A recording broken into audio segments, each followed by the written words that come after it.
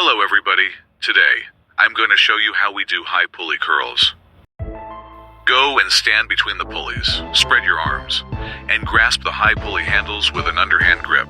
Keep your elbows parallel with the floor and keep them still. Inhale and curl the handles towards your head, and exhale as you complete the movement. This exercise is mostly used to complete a workout focusing on arm development. It works mainly the biceps. Never use heavy weight with this exercise.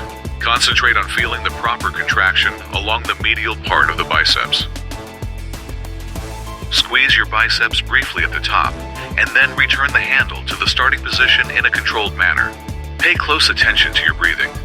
By moving calmly and breathing correctly, you'll not only train more effectively, but also maintain tension and control.